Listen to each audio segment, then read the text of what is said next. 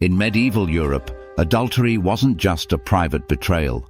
It was a sin against God and an offense against society that could ruin reputations, destroy families, and even cost lives.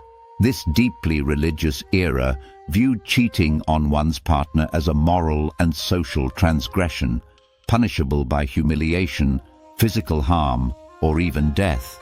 Adultery was classified as a mortal sin, a grave offense jeopardizing the sinner's immortal soul.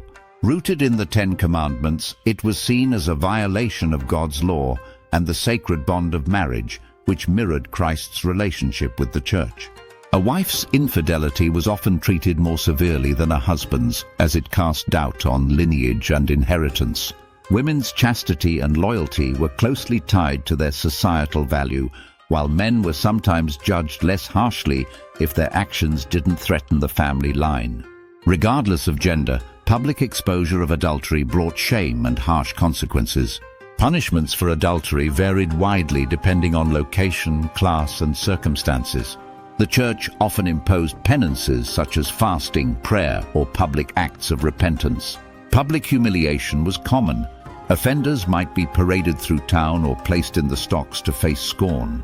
Severe cases led to corporal punishment, including flogging or branding, while women risked mutilation, such as having their noses or ears cut off, to mark their shame.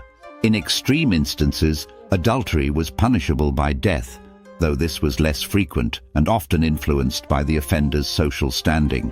Wealthier individuals could sometimes pay fines to avoid these harsher penalties. Adultery featured prominently in medieval literature, reflecting its cultural and moral significance.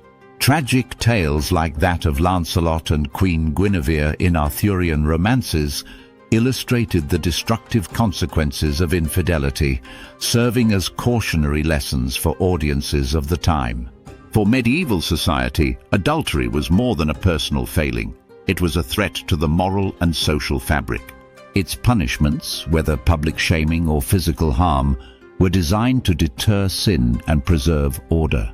These harsh responses reveal a culture where personal morality, communal stability, and divine law were inseparably intertwined.